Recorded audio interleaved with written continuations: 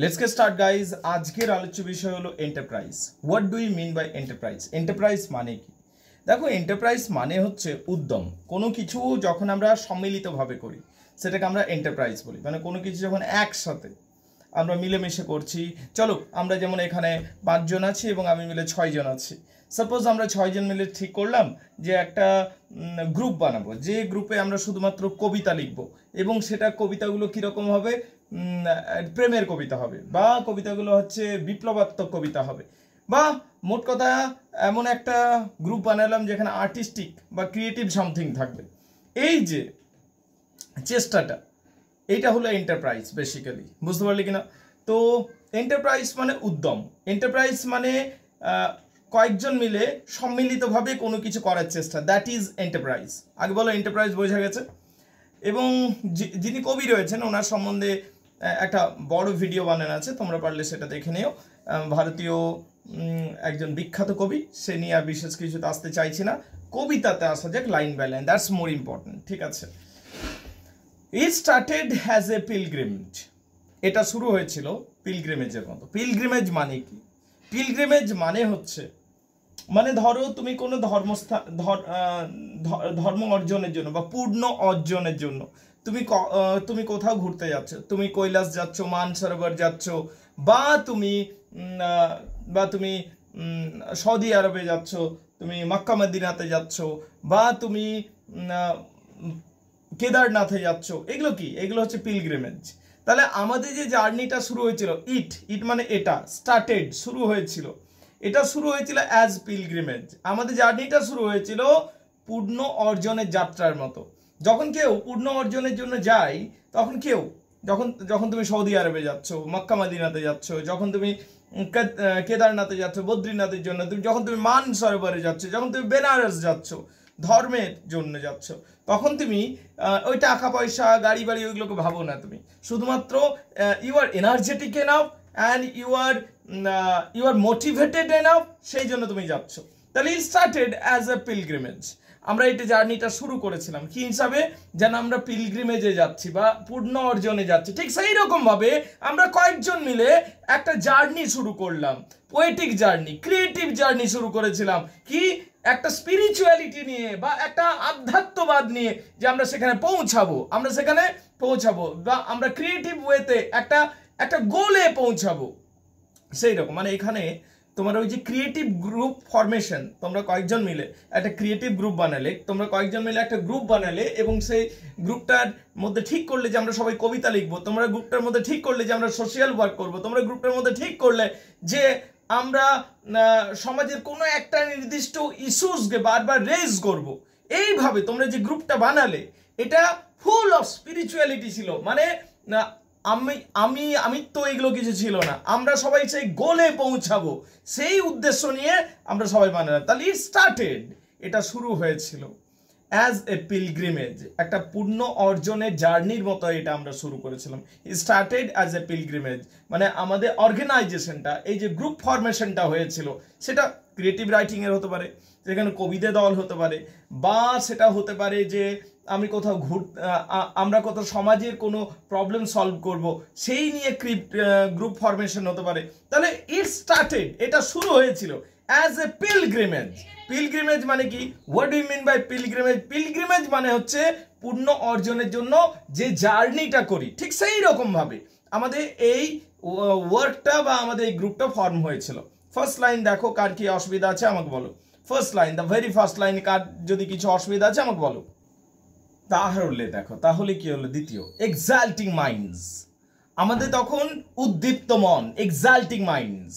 আমরা সবাই উদ্দীপ্ত হয়ে রয়েছি যে আমরা এটা করবই। আমরা যখন গ্রুপ ফর্ম করেছি, আমরা লক্ষ্যে পৌঁছাবই। আমাদের সবাই এক্সাল্টেড মাইন্ড, মানে আমরা সবাই উদ্দীপ্ত হয়ে রয়েছি এইরকম। And making all the burdens light. আর যা কিছু বোঝা আসবে জীবনে, যা কিছু বোঝা আসবে, আমরা জানি একটা গ্রুপ ফর্ম করেছি, ক্রিয়েটিভ গ্রুপ ফর্ম করেছি, কবিদের গ্রুপ ফর্ম করেছি এবং সারা পৃথিবী জুড়ে এটাকে বিখ্যাত করব।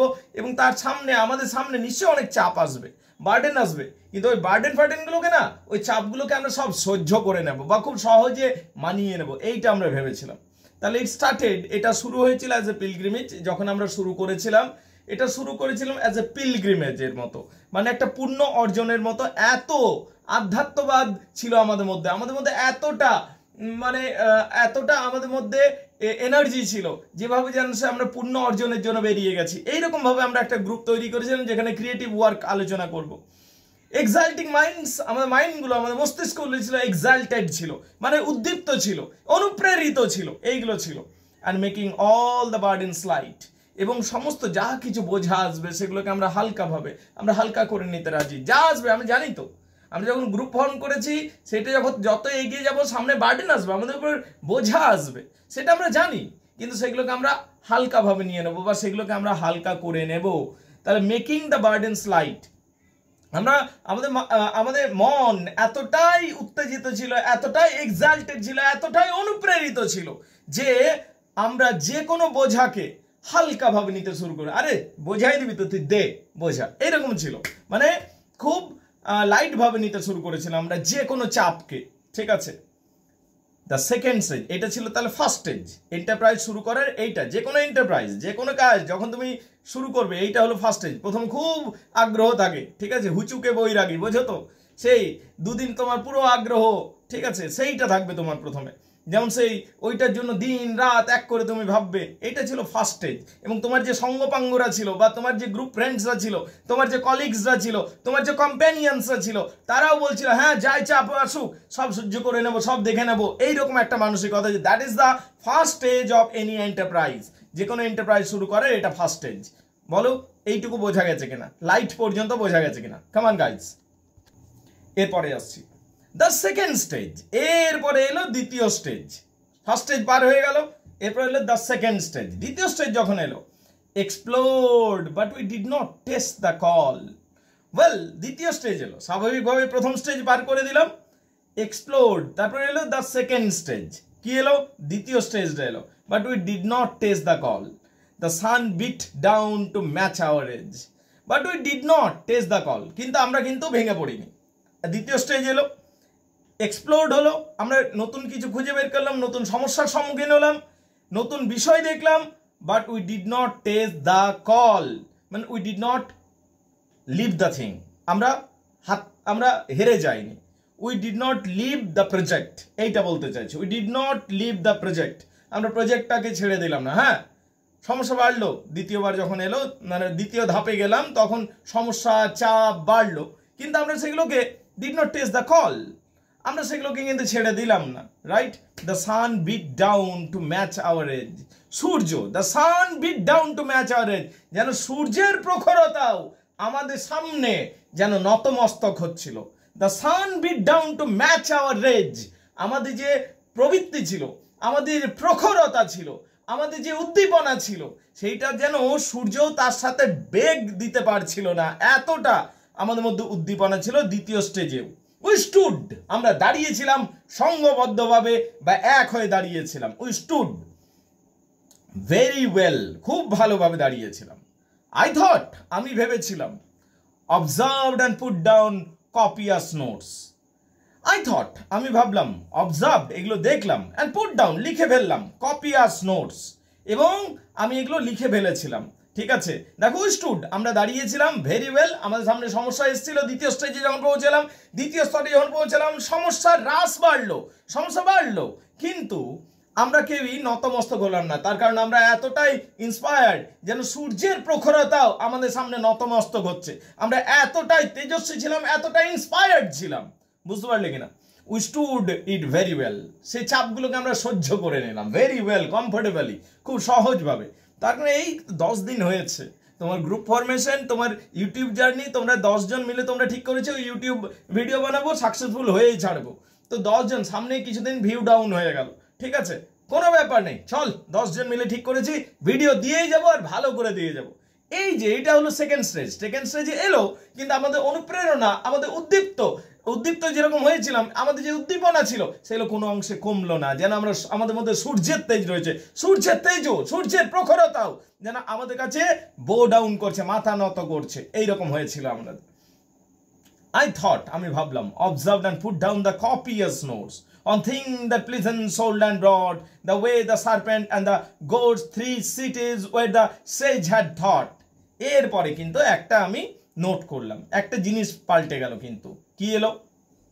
উই স্টুড ভেরি ওয়েল, আমরা দাঁড়িয়েছিলাম, আমরা আলাদা হয়ে যাই না, আমরা একসাথেই ছিলাম, কিন্তু it very well we stood, আমরা দাঁড়িয়েছিলাম ভেরি ওয়েল, শক্তপোক্তভাবে এক হয়ে দাঁড়িয়েছিলাম সবাই আমরা, ঠিক আছে? I thought observed and put down copious notes on things and present sold and bought. এরপর আমরা নোট করতে শুরু করলাম কিছু, on the things that present sold and bought. আমরা কিছু কিছু জিনিস কি কি কেনাকাটা হলো, কি কি বিক্রি হলো, এগুলো নোট ডাউন করতে শুরু করলাম। The ways of serpent and goat, কোন পথে ছাগল চলে, কোন পথে সাপ যায়। থ্রি সিটিজ ওয়ের সেজ হ্যাড টট, তিনটে শহর যেখানে জ্ঞানীগুণী মানুষরা শিক্ষা দিয়ে গেছিল। এই সমস্ত জিনিসগুলোকে আমরা নোট করতে শুরু করলাম। মানে আমাদের ফোকাস এবার একটু নড়লো, আমাদের যেটা একদিকে ফোকাস ছিল সেইটা আবার নড়ে গেল অন্যদিকে। কোন দিকে ছাগল যাচ্ছে, কোন দিকে সাপ চড়ছে, কোন দিকে কোন শহরে, কোন তিনটে শহরে, ঠিক আছে, সেই জ্ঞানী মানুষরা এসেছিল, কি শিক্ষাদান করে গেছিল, এলোমেলো বিভিন্ন চিন্তাধারা হতে শুরু করলো আমাদের মধ্যে, ঠিক আছে? তো যাই হোক, but when the difference arose, কিন্তু কিছুদিনের মধ্যে এবারে আমাদের মধ্যে মনোমালিন্য দেখা গেল, ডিফারেন্স দেখা গেল, মনোমালিন্য দেখা গেল আমাদের মধ্যে মনোমালিন্য দেখা গেল।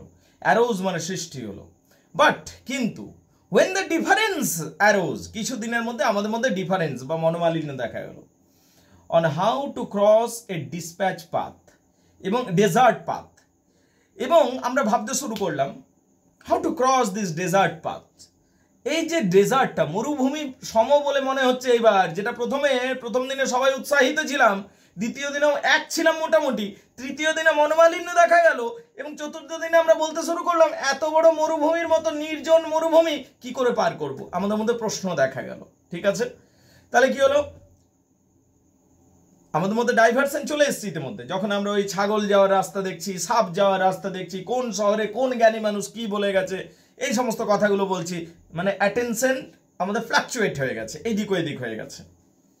But when the difference arouse, কিন্তু আমাদের মধ্যে যখন ডিফারেন্স দেখা গেল, ডিফারেন্স মানে মনোমালিন্য দেখা গেল on how to cross desert path, এবং আমরা ভাবলাম যে এই পথটাকে এবার কি করে পার করবো, এই মরুভূমি সম যে পথটা রয়েছে, মরুভূমি সম যে জার্নিটা রয়েছে। কেন মরুভূমি বলছি? কারণ এদের এবার কষ্ট হচ্ছে, মরুভূমি জার্নি সবসময় কষ্টকর, এই মরুভূমির জার্নিটা ওর মনে হচ্ছে এই জার্নিটা মরুভূমির মতো কষ্টকর।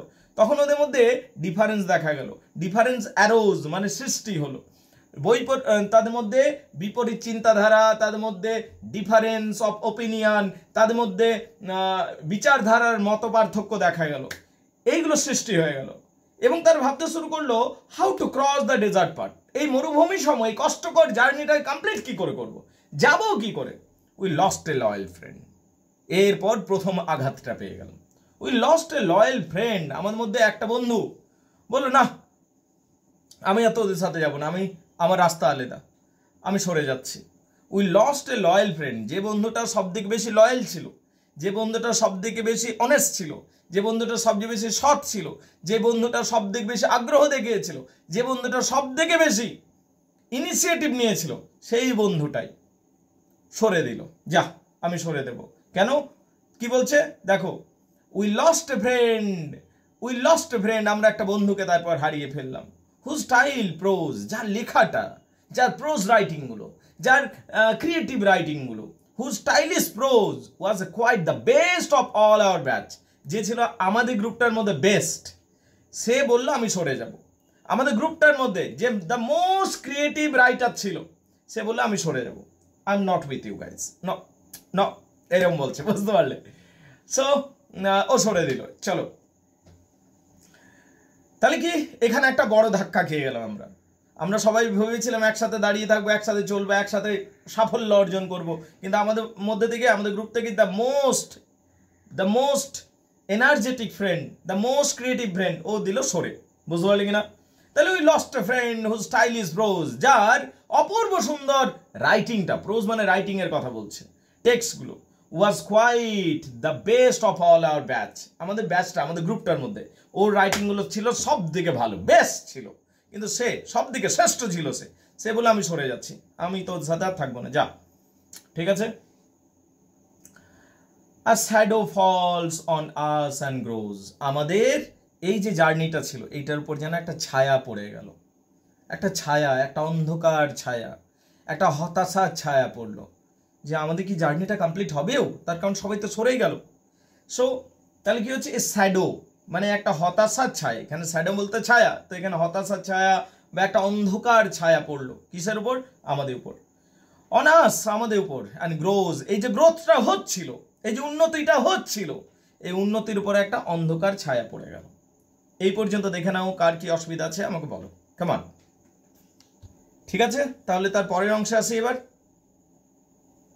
অ্যানাদার ফেজ ওয়াজ রিচড, এরপর পরের স্তরে আমরা, অ্যানাদার মানে আরো একটি, ফ্রেজ পরের ফেজটাতে পৌঁছালাম, পরের ফেজটাতে পৌঁছালাম, রিচড আমরা পৌঁছালাম, রিচ মানে পৌঁছানো, আমরা পরের ফেজে পৌঁছালাম। When we way twice attacked, আরেকবার এবার আঘাত পেলাম।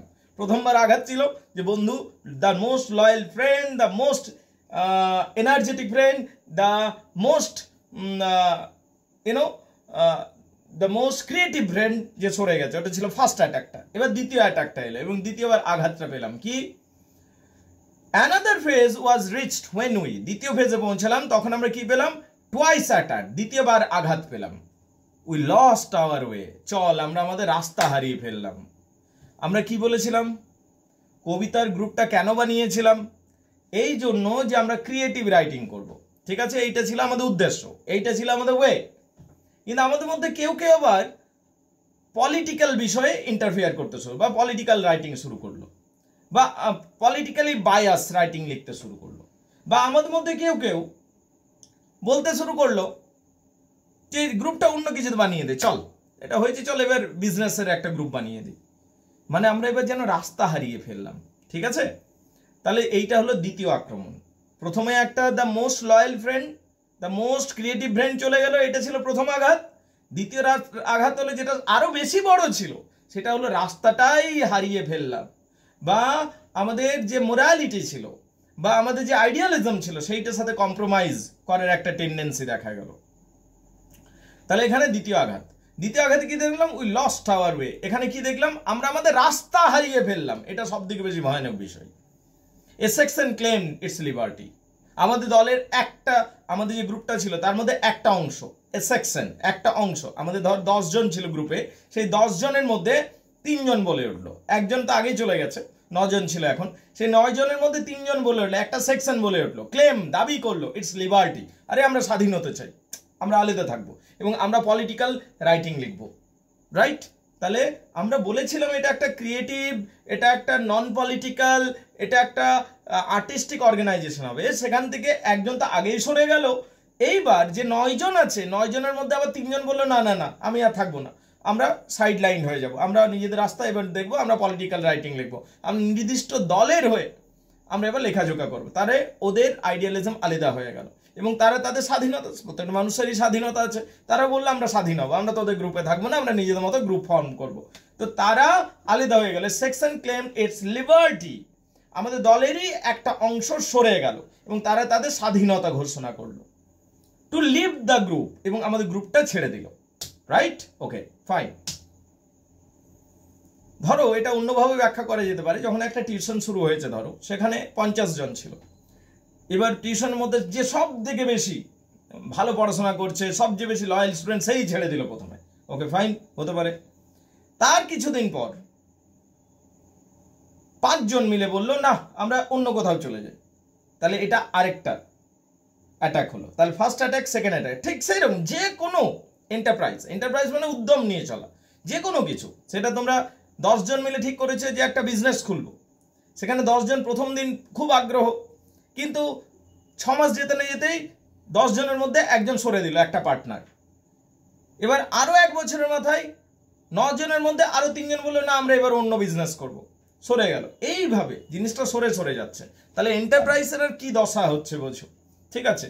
যে ক্রিয়েটিভ গ্রুপটা বানিয়েছিলে কবিতা লেখার জন্য, সেখান থেকে প্রথম কবি প্রথমে ফুরুত হয়ে গেছে, এবার বাকি 3 জনও এবার সরে গেল, ঠিক আছে। তারা বললো আমরা নিজেদের স্বাধীনতা আছে, আমরা এখানে থাকবো না, আমরা নিজেদের গ্রুপ বানাবো আলাদা, টু লিভ দ্য গ্রুপ, এবং তারা গ্রুপ ছেড়ে চলে গেল। আই ট্রাইড টু প্রে, আমি বোঝানোর চেষ্টা করলাম, দেখ দেখ থাক, সবাই একসাথে সফলতা অর্জন করব। আমি ট্রাইড টু প্রে, আমি সবাইকে বোঝানোর চেষ্টা করলাম। Hour leader said he smell the C. আমাদের দলের একটা লিডার ছিল যে আমাদেরকে নিয়ে যাচ্ছিল, সে বলে আমি সমুদ্রের গন্ধ পাচ্ছি, মানে আমি অনুভব করতে পারছি যে সফলতা একদম সামনে রয়েছে। তো ভয় পাস না, তোরা চল আমার সাথে, যে যাচ্ছে যাক, আমরা কিন্তু এগিয়ে যাব, আমরা সফলতাকে অর্জন করব। আমাদের যে লিডার ছিল সে বলল he can smell the sea, সে যেন সমুদ্রকে উপলব্ধি করতে পারছে। সমুদ্র এখানে লক্ষ্যবিন্দু, সেটা হলো সমুদ্র। সে যেন সমুদ্রকে অনুভব করতে পারছে, সমুদ্রের গন্ধ পাচ্ছে, মানে সামনেই জিনিসটা রয়েছে, এইটা বললো। এই পর্যন্ত দেখে নাও, কার কি অসুবিধা আছে বলো, কামান গাইস। ওকে, এরপরের অংশে, যেহেতু এই অংশ পর্যন্ত সবার পরিষ্কার হয়ে গেছে, সবাই বুঝে গেছো। We notice nothing as we went, আমরা এগিয়ে গেলাম, আমরা সেই জার্নিটা করে গেলাম, আমরা এন্টারপ্রাইজে ছিলাম, আমরা এগিয়ে গেলাম, বাট উই নোটিস নাথিং, কিন্তু কিছুই দেখলাম, কোথায় লক্ষ্য, কোথায় কি অ্যাচিভমেন্ট, কিছু অ্যাচিভ হলো না, শুধু এগিয়ে যাচ্ছি, সময়ই পার হয়ে যাচ্ছি, লিখেই যাচ্ছি, কিন্তু সে না কিছু সফলতা, না কিছু তার চিহ্ন। তাহলে উই নোটিস নাথিং, আমরা কিছুই দেখতে পেলাম না। অ্যাজ উই ওয়েন্ট, আমরা এগিয়ে গেলাম, কিন্তু কিছুই দেখতে পেলাম না। We notice nothing as we went, আমরা এগিয়ে যাচ্ছিলাম কিন্তু কোনো কিছুই অ্যাচিভমেন্ট দেখতে পাচ্ছিলাম না। বুঝতে পারলে? স্ট্যাগারিংলি ক্রাউড অফ লিটল হোপ, একটা ভিড় হুজুগে পরিণত হয়েছে, একটা হুজুগ, ভিড়ে পরিণত হয়েছে। আমরা ছোট্ট ভিড় অফ লিটল হোপ, যাদের মনে আশা আছে, এবং আমরা গুটি পায়ে এগিয়ে যাচ্ছি, ঠিক না? ঠিক আছে, বুঝতে পারলে? তাহলে উই নোটিস নাথিং, আমরা কিছু দেখতে পেলাম না, সফলতার গন্ধ মাত্র নেই, চিহ্ন মাত্র নেই, কিন্তু আমরা এগিয়ে যাচ্ছি। যেন একটা ভিড়, এই আশা নিয়ে এগিয়ে যাচ্ছি যে সফলতা তো রয়েছে, সামনেই রয়েছে সফলতা, ওটা পাবোই, এই আশা নিয়ে গুটি পায়ে আমরা এগিয়ে যাচ্ছি। ইগনোরিং হোয়াট দ্য থান্ডার মিন, এবং আমরা ইগনোর করে যাচ্ছি, মানে উপেক্ষা করে যাচ্ছি, অবজ্ঞা করে যাচ্ছি। কোথায় বজ্র পড়ছে, কি সমস্যা হচ্ছে, কার কি ভাঙছে, কার কি অবস্থা হচ্ছে, কার কি প্রবলেম হচ্ছে, ওইগুলো উপেক্ষা করে লক্ষ্যবিন্দুর দিকে এগিয়ে যাচ্ছি। তাহলে কি আমরা এগিয়ে চললাম, ঠিক আছে? ইগনোরিং দ্য থান্ডার মিন, যেদিকে বিপদ রয়েছে, না রয়ে থান্ডার মানে বিপদ বোঝা যাচ্ছে, ঠিক আছে? সেই বিপদকে উপেক্ষা করে আমরা এগিয়ে যাচ্ছি, ঠিক আছে? এরপর কি হলো দেখো, কি হচ্ছে, খুব ইন্টারেস্টিং বিষয়টা। এরপর দেখো কি হচ্ছে,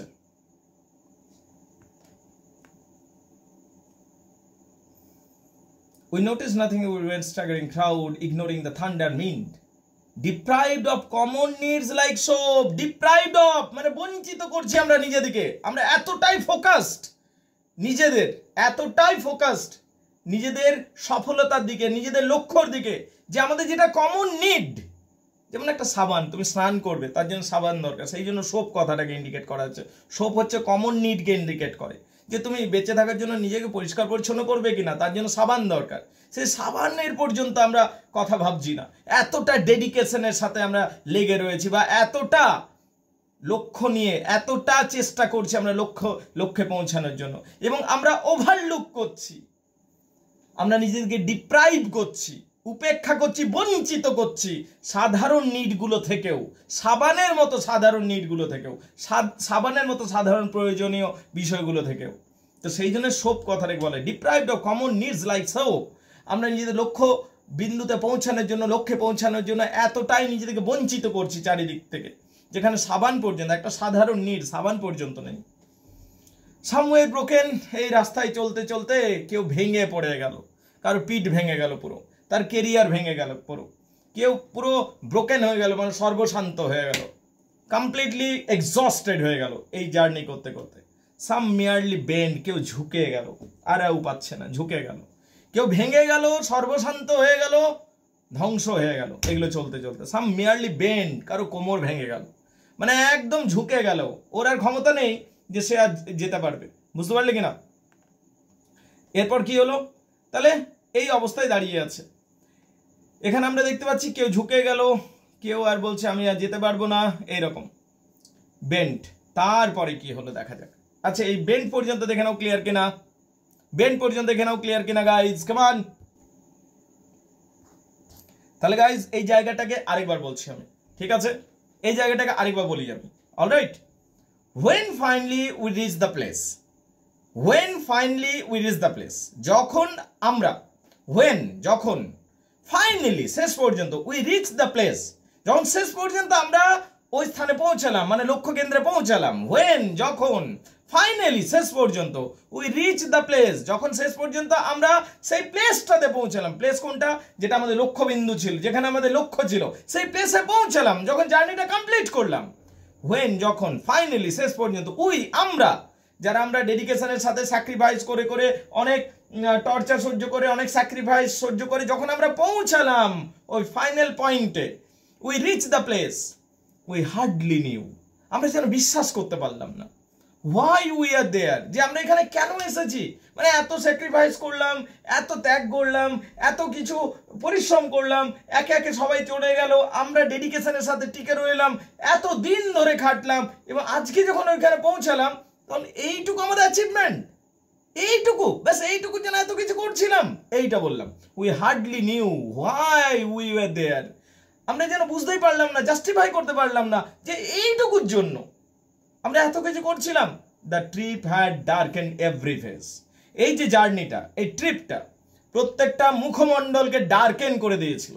ডার্কেন মানে স্যাড, মানে প্রত্যেকটা মুখমণ্ডলকে কলিমা লিপ্ত করেছিল, মানে দুঃখী বানিয়ে দিয়েছিল, এবং পেনফুল, যন্ত্রণা দিচ্ছিল আমাদের সকলকে। দিস ট্রিপ, এই যে জার্নিটা হ্যাড ডার্কেন্ড এভরি ফেস, আমাদের প্রত্যেকেরই ফেসকে ডার্ক বানিয়ে দিয়েছিল বা দুঃখী বানিয়ে দিয়েছিল। এখানে ডার্কেন মানে দুঃখী, বুঝতে পারলে কিনা? এবং কি আমার ডিডস, আমাদের কাজগুলো, ডিড মানে কাজ, ওয়ে নিদার গ্রেট নর রেয়ার, এবং আমরা যে কাজগুলো করেছিলাম বা যেটা অ্যাচিভমেন্টটা করলাম শেষে, সেটা নিদার গ্রেট ছিল, গ্রেট তো ছিলই না, নট রেয়ার, এমনকি দুর্লভ ছিল না। এত স্যাক্রিফাইস করলাম, এত ডেডিকেশন রাখলাম, এত দিন ধরে থাকলাম, এত ওয়েট করলাম, যখন ওখানে পৌঁছালাম আমরা রিয়েলাইজ করলাম এইটুকুর জন্য এত কিছু করলাম। এগুলো তো, যে অ্যাচিভমেন্টটা করলাম এটা গ্রেট অ্যাচিভমেন্টও নয়, আর এটা রেয়ার অ্যাচিভমেন্টও নয়। তাহলে এইটুকুর জন্য কি মানে হয়? মিনিংলেসনেসটা দেখতে পেলাম। হোম ইজ হোয়ার, এইটা হলো আসল কথা। Home is where we have to gather grace. আসল ঘটনা হলো বাড়ি, একটা লাভিং হোম বা একটা লাভিং ফ্যামিলি, এইটা হলো আসল কথা। হোম ইজ হোয়ার, বাড়ি হলো সেই জায়গা, হোয়ার we have to gather grace, বাড়ি হলো সেই জায়গা যেখান থেকে আমরা ভালোবাসা, শান্তি, সিম্প্যাথি এবং উন্নতি পাই। তাহলে হোম ইজ হোয়ার, বাড়ি হলো আসল জায়গাটা। এইখানে এসে সেই ক্লাইম্যাক্সে এসে পৌঁছে গিয়ে আমরা বুঝতে পারলাম home is where we have to gather grace, বাড়ি হলো আসল জায়গা যেখানে আমরা শান্তি পাবো, উন্নতি পাবো, স্যাটিসফ্যাকশন পাবো। তাই হোমলি লাভকে কোনো দিনও কম্প্রোমাইজ করা উচিত নয়, কোনো এন্টারপ্রাইজ হয়ে যাক আর যাই হয়ে যাক না কেন, because home is everything. A loving home, a loving family, that is everything, that is the main point. এইটা বলতে চাইছে home is where we have to gather grace, বাড়ি হলো সেই জায়গা যেখান থেকে আমাদেরকে ভালোবাসা, উন্নতি, সিম্প্যাথি এবং স্যাটিসফ্যাকশন পেতে হবে। তাহলে কোনো এন্টারপ্রাইজে চক্করে থাকবে না। মূল কথা, যদি বা থাকো, homely love, family love, home sweet home, এই কনসেপ্টটাকে ব্রেক করা যাবে না। Home is your first priority, then come to enterprise. এইটা বলতে চাইছে মূল কথাটা। দেখে নাও কার কি অসুবিধা আছে বলো, you tell me, I shall make you understand about this. Come on, যার যেখানে সমস্যা আছে আমাকে বলো। তাহলে কবিতা তো মোটামুটি কমপ্লিট হয়ে গেছে, সেটা নিয়ে কোনো অসুবিধা নেই। টেকনিক্যাল বিষয়টা আমি একটু আধটু বলতে চাইবো, অনলি 1 or 2 মিনিটস লাগবে, বিষয়টা একটু শুনে নাও, ঠিক আছে? দেখো, এই যে কবিতাটা রয়েছে এর মধ্যে প্রচুর মেটাফর ইউজ হয়েছে। মেটাফর মানে কি বোঝো? মেটাফর মানে দুটো ভিন্ন জিনিসের মধ্যে তুলনা থাকবে আর মাঝে লাইক বা অ্যাজ থাকবে না, এটাকে মেটাফর বলে। যেমন ধরো, অ্যাজ অ্যান এক্সাম্পল আমি বলছি যে জীবন, life is a burning candle, life is a burning candle, মানে জীবন হলো জ্বলন্ত মোমবাতির মতো। তাহলে জীবনকে জ্বলন্ত মোমবাতির সাথে তুলনা করলাম। এই যে তুলনা, দুটো ভিন্ন জীবনের সাথে মোমবাতির তুলনা হলো, এই যে স্টাইলটাকে মেটাফর বলে। তো এই কবিতার মধ্যে প্রচুর মেটাফর প্রয়োগ করা হয়েছে। এই কবিতাটা কি ধরনের কবিতা? এই কবিতাটাকে তুমি বলতে পারো এটা একটা অ্যালেগোরিক্যাল পোয়েম, মানে বাইরে থেকে একটা সহজ সরল মানে, এবং এটা ভেতরে কিন্তু একটা ভিন্ন অর্থ রয়েছে। এটাকে একটা সিম্বলিক পোয়েমও বলতে পারো। বাইরে থেকে একটা এমন মানে দাঁড় করেছে যেটা হাজারটা আলাদা আলাদা আলাদা আলাদা মিনিং বেরিয়ে যেতে পারে এবং আলাদাভাবে এক্সপ্লেন করা যাবে। এটা একটা সিম্বলিক পোয়েমও হতে পারে। আবার অনেকে এটাকে ডাইডাক্টিভ পোয়েম ক্যাটাগরিতেও রেখে থাকেন। তবে একটা জিনিস পরিষ্কার যে এটা একটা রূপকধর্মী কবিতা, মানে অ্যালেগোরিক্যাল স্টাইল। তার কারণ বাইরে থেকে একটা মিনিং, ভিতরে কিছু গভীর অর্থ রয়েছে। এই যে এন্টারপ্রাইজ কথাটাই যদি ধরি, এন্টারপ্রাইজ কথাটাকেও বিভিন্নভাবে ব্যাখ্যা করা যেতে পারে। মানে এমন একটা জার্নি যেটা সবাই উৎসাহের সাথে শুরু করেছিল এবং শেষ পর্যন্ত যেতে যেতে অনেকে হাল ছেড়ে দিল, যারা পৌঁছালো বা তারাও স্যাটিসফাইড হলো না অ্যাচিভমেন্ট নিয়ে। তো এই যে মূল কথাটাকে, এটা সব ক্ষেত্রে লাগানো যেতে পারে। তুমি বিজনেস করছো সেক্ষেত্রেও হতে পারে এইরকম কথা অ্যাপ্লিকেবল হতে পারে, কোনো পোয়েটিক গ্রুপ বানিয়েছো সেক্ষেত্রেও অ্যাপ্লিকেবল হতে পারে, কথাটা বিভিন্নভাবে অ্যাপ্লিকেবল হয়ে যেতে পারে এই পুরো বিষয়টা। এখন যদি এর টেকনিক্যাল অ্যাসপেক্টে আসি তাহলে কি দেখতে পাবো, এখানে এ বি এ এইরকম রাইম স্কিমটা রয়েছে। পুরো কবিতাটাকে যদি তুমি দেখো 6টা, ঠিক আছে, প্যারা রয়েছে, if I am not wrong, 6টা প্যারা রয়েছে এবং সেখানে প্রত্যেকটা প্যারাতে 5টা করে লাইন আছে মনে হয়, if I am right. So 6 স্ট্যাঞ্জাস এখানে রয়েছে এবং 5টা করে লাইন রয়েছে, তাহলে 6টা প্যারা এবং প্রত্যেকটা প্যারায় 5টা করে লাইন। এবং রাইম স্কিম কি, A B A rhyme scheme, প্রত্যেকটা প্যারাতে ওই একই রাইম স্কিম চলবে, A B A rhyme scheme. এটা হলো ব্যাপারটা। এটার মধ্যে প্রচুর আইরনি ব্যবহার হয়েছে, কবিতার মধ্যে প্রচুর আইরনি। জার্নিই শুরু হলো যেটা অ্যাচিভ করার জন্য, শেষ পর্যন্ত অ্যাচিভমেন্ট হয়েও কোনো লাভ হলো না এবং শেষ পর্যন্ত এত কিছু স্যাক্রিফাইস করে বোঝা গেল যেটা ভালোবাসা পাওয়া যায় পরিবার থেকে, দ্যাট ইজ এভরিথিং। বুঝতে পারলে কিনা? এইটা হচ্ছে মূল জিনিস। আর কি দেখতে পাই, কয়েকটা সিম্বলিক এলিমেন্টস রয়েছে, সেইগুলো কিন্তু মাথায় রাখতে হবে। সিম্বলিক এলিমেন্ট, যেমন ডেজার্টের কথা পেলাম। ডেজার্ট মানে কি বোঝালো, যে আমরা কিছুক্ষণ পর, অনেক দিন পর আমাদের জার্নিটা মনে হলো যেন মরুভূমির রাস্তা। ডেজার্ট মানে আর কিছু নয়, ডেজার্ট মানে কষ্টকর, হার্ড রিয়েলিটিস বা কষ্টকর জার্নি, যেটা হার্ড রিয়েলিটিগুলো তারা যখন ফেস করছে, hardship, challenges of any project, এইটা বোঝাচ্ছে। আচ্ছা, হোম শেষে পেলাম। হোম কি সিম্বলাইজ করছে?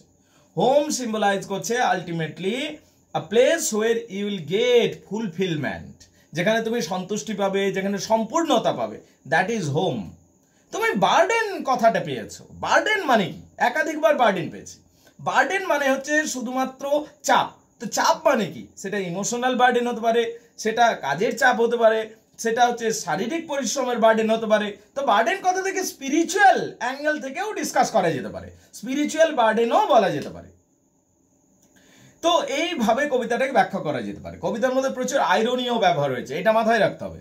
তার কারণ এই জার্নিটাই হলো একটা জিনিস অ্যাচিভ করার জন্য, তার জন্য প্রচুর স্যাক্রিফাইস হলো, প্রচুর কষ্ট সহ্য হলো, প্রচুর সময় লাগলো, কিন্তু আলটিমেটলি অ্যাচিভমেন্টের সময় বোঝা গেল এটা কিছুই না। যে অ্যাচিভমেন্টটা করলাম এটা অত্যন্ত সাধারণ অ্যাচিভমেন্ট, এই সাধারণ অ্যাচিভমেন্টের জন্য এত কষ্ট সহ্য করলাম, এটা যেন পুরো আইরনি হয়ে গেল। ভাষার কথা যদি বলি, মানে হাউ ইজ দ্য ল্যাঙ্গুয়েজ, তা ল্যাঙ্গুয়েজটা বলবো খুব সহজ ভাষায়, ডাইরেক্ট ল্যাঙ্গুয়েজে লেখা হয়েছে, ঠিক আছে, যাতে সহজে অডিয়েন্স বা সহজে পাঠকবৃন্দ সহজে বুঝতে পারে। কবিতার ভাষার মধ্যে কিন্তু বলবো স্যাটাইরিক্যাল টোন রয়েছে, মানে ব্যঙ্গ রয়েছে, এইটা কিন্তু মাথায় রাখতে হবে আমাদের। এবার কি, রেস্ট্রেন্ড ইমোশন, এবং আরও একটা বিষয় মাথায় রাখতে হবে যে রেস্ট্রেন্ড ইমোশনে, মানে ইমোশনকে সংযত করে উনি যেন কবিতাটি লিখছেন, এইটা আনসেন্টিমেন্টাল টোন, তাই এইটার মধ্যে দেখেছি। তাই ভাষার কথা যদি বলি, সহজ ভাষা যাতে সবাই বুঝতে পারে, একটা আইরনিক এবং স্যাটাইরিক টোন রয়েছে এবং একটা আনসেন্টিমেন্টাল টোনও রয়েছে এখানে। যদি লিটারেরি ডিভাইসের কথা বলি, মেটাফর তো ইউজ হয়েছে, ঝেড়ে ইউজ হয়েছে মেটাফর, দুটো ভিন্ন জিনিসের মধ্যে তুলনা, মাঝে লাইক বা অ্যাজ নেই। তবে এটা ছাড়াও অ্যালিটিরেশন প্রয়োগ হয়েছে কবিতার মধ্যে। অ্যালিটিরেশন কি জিনিস? You must understand what is alliteration. একই অক্ষর বা একই শব্দ একটা লাইনের মধ্যে বারবার আসতে থাকবে। ধরো অ্যাজ অ্যান এক্সাম্পল বলছি, ফরেস্ট ফার্নি ফ্লোর, দেখো এফটা বারবার চলে এলো, ওয়াইল্ড ওয়েস্ট উইন্ড, ডাব্লিউটা বারবার চলে এলো, এই জিনিসগুলোকে অ্যালিটিরেশন বলা হয়। তো এখানেও আমরা অ্যালিটিরেশন পেয়েছি। যখন বলা হচ্ছে মাইন্ড অ্যান্ড মেকিং, এমটা রিপিট হয়ে যাচ্ছে, ঠিক আছে। তো এইরকম কিছু কিছু জায়গায় অ্যালিটিরেশন প্রয়োগ হয়েছে, ঠিক আছে। কিছু কিছু জায়গায় কন্ট্রাস্টিং আইডিয়াকে রাখা হয়েছে, ঠিক আছে। এইভাবে পুরো কবিতাটা সামগ্রিকভাবে খুবই উপভোগ্য হয়ে গেছে। Now if you have any query, any question, you ask me. তোমরা যদি আরও কিছু প্রশ্ন করতে চাইছো আমাকে এবার প্রশ্ন করতে পারো। আরেকটি তথ্য অবশ্যই দিতে চাইবো, এই কবিতাটি 1960 সালে প্রকাশিত হয়েছিল। একটা কালেকশন প্রকাশিত করেছিলেন, সেই কালেকশন অফ পোয়েমস ছিল নেজো ম্যাজিক্যালের। দ্য আনফিনিশড ম্যান, তাহলে সোর্সটা হচ্ছে দ্য আনফিনিশড ম্যান। এখানে যে এই কালেকশনটা রয়েছে এইখান থেকে কবিতাটা তোলা হয়েছে। 1960-তে 1960-এ এটি প্রকাশিত হয়েছিল। So I hope that you have got every angle clear of this poem. এরপরেও যদি কোনো প্রশ্ন আছে, yes you can ask me question. By the way guys, যারা এই ভিডিওটা দেখছো, আমি লাইভ ক্লাস থেকে, আমাদের ক্লাস হচ্ছে, সেই ক্লাস থেকে আমি ভিডিওটা করলাম। যারা আমাদের ক্যালকাটা ইউনিভার্সিটির অনলাইন টিউশনে জুড়তে চাইছে, yes you can join guys. Phone number share করলাম 8926939467, 8926939467. If you want to join, you can join us. Thank you very much indeed.